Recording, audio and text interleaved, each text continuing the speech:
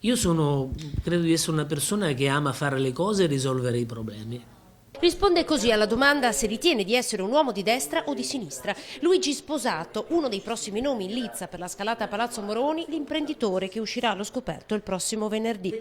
A poco gli interessa commentare i fatti che hanno portato alla caduta della passata amministrazione. Credo che un'amministrazione per poter essere valutata abbia bisogno almeno di un quinquennio, al termine del quale poi poter esprimere un parere. I cittadini possono vedere dei risultati dopo un quinquennio, a mio avviso. Piuttosto a lui, storico imprenditore del Padovano, interessa capire come il tessuto economico e culturale della città può rinascere attraverso i suoi talenti. Bisogna mettere in condizione le aziende, per esempio della zona industriale, di poter trasformare le loro attività, la loro destinazione d'uso da produttiva a commerciale, perché il settore che sta dando lavoro è il settore terziario, quello dei servizi e del commercio.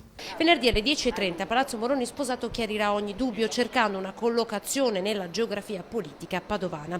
Laureato in scienze politiche e relazioni internazionali, amico di vecchia data del sindaco di Venezia, Luigi Brognaro. Con lui potrebbe condividere il percorso di centro fondato sulle larghe intese. Questa intanto la sua posizione sull'ospedale. Io credo che sia necessario comprendere, intanto se c'è la disponibilità finanziaria, ci sono tutte le coperture finanziarie, e credo che sia importante fare una valutazione rispetto all'impatto ambientale, compreso anche il discorso dei trasporti,